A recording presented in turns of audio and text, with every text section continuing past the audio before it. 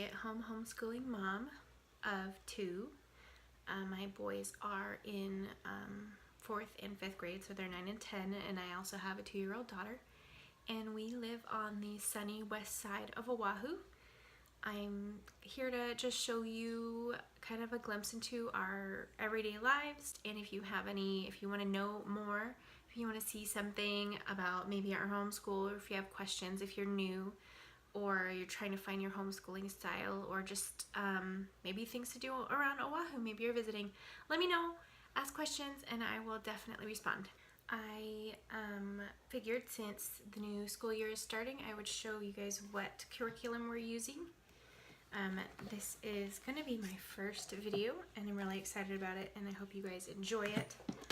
I really think of myself as more of a minimalist homeschooler, because too much is overwhelming for me and overwhelming for the kids. So I want to show you what I'm using and what the kids are using. So to start off, for our notebooks this year are just the extra large moleskin notebooks. I got one lined one for all of their writing, and we're just keeping it in one. And if I need to buy another set this year, I will if we fill it up, but I'm not gonna separate writing, spelling, history, science. I'm not separating those. They'll just label what subject they were working on and just keep it all together. I think that's easier. And then for any art journaling they want to do, or sketching, I just bought a blank one.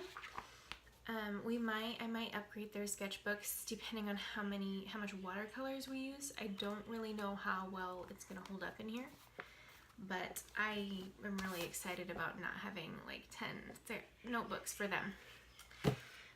For our language arts, we are mostly using The Good and the Beautiful. It's really, really popular. I know if you haven't heard of it, just Google it, The Good and the Beautiful by Jenny Phillips. And I know a lot of people that are using it and loving it. The cool thing is that I think kindergarten or 1st grade through 5th grade, their PDF online is free. So if you want a free year of language arts curriculum, go on the website and you can download it, which is super cool. What I did was downloaded the curriculum. I'm using level 2 and 3 this year, just mainly for spelling, grammar, and writing. So what I do is I downloaded the 2 levels, and I made copies of both of them. So 2 and 3, I made copies, and then I went through and I deleted all the pages I wasn't going to use so that I could just print it out, the ones I am going to use. And I just stuck it all together. All of the kind of pages that are more the teacher pages are in here, and I made my boys their own. I feel like binders are really bulky for me. Again, I'm keeping it simple. Maybe some people love binders. I don't love them, especially for stuff that we kind of pull out and use every day. So I just use this little rings. It's super basic and so simple, but it works for me. My 4th grader is a little bit behind on spelling, so we're focusing on that a lot. But for the most part, I will just do grammar and writing with them together, and then I will just tailor certain exercises to their level. Okay, so for math, we're doing lessons for a living education, and I'm really excited to try this out. I've seen a lot of mixed reviews online, but what I love is that it's just one book the whole year, and there's no teacher manual. But I love all-in-one workbooks. Totally, for me, that fits into my minimalist framework. So that's what we're using. For history, we are doing Story of the World, Volume 1, and I got the activity book to go with it. So this is going to be our spine, and we'll go to the library and get, other resource books on it or other reading books if we want to go deeper. Susan Wise Bauer recommends getting a encyclopedia to just kind of support your learning on that. So I got the history encyclopedia. I generally do a lot of interest led learning when it comes to science because my boys love science and science activities. So we are going to use life packs. If you haven't heard of them, just Google life packs. Maybe I'll link it. But it worked for us last year.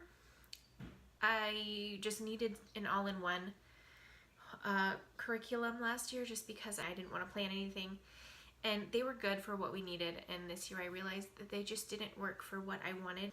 The idea with life packs is that they separate the year into 10 workbooks, so they make it seem kind of less overwhelming for the student because they're only working on this one workbook at a time. My boys did enjoy that, but every single subject has 10 workbooks. I was swimming in these workbooks, and for me, I didn't like that. It was so much, you know. So imagine 10 of these workbooks for math instead of just one book for math, you know. I don't want to keep track of 100 workbooks, but we still have a lot left over, so I paid for it and I'm going to use it. I'm going to use it all up. And then also for science and I guess history too, or art journaling, everybody loves these Julia Rothman anatomy books. I got the set. I was really excited about these, and I'm really excited to use them. We haven't opened them up yet because I was saving them for the school year. But that's pretty much it. For me, I feel like that's really minimalist. I get overwhelmed and my kids start to really hate learning, and I don't want that. So I don't use the reading curriculum. When they do reading for history, that's reading. When they, you know, we learn about science and they do reading on that, that's reading. I'm not going to separate those subjects. Specifically with writing as well. They're going to do a lot of writing with history and science, and we'll just work on grammar on its own. That way when they go to do their writing for science and history, they'll already have foundations for that and practice what we learned in grammar. I hope this was really helpful. If you consider yourself a minimalist homeschooler too, comment please. I'd love to know what your system looks like. I want to know what your teacher binder looks like. I know I said that I don't love binders, and this is mine. I don't love binders. If you do this too, let me know. I find my little banana folder that I chopped in half, and it works. I hope that there are some tips in here that you can use if you feel overwhelmed with your school load, and yeah, so I hope you enjoyed it. Let me know if you liked it, and if you follow anyone else that you think I should know about, please let me know. I'd love that, and I will see you guys next time. Bye.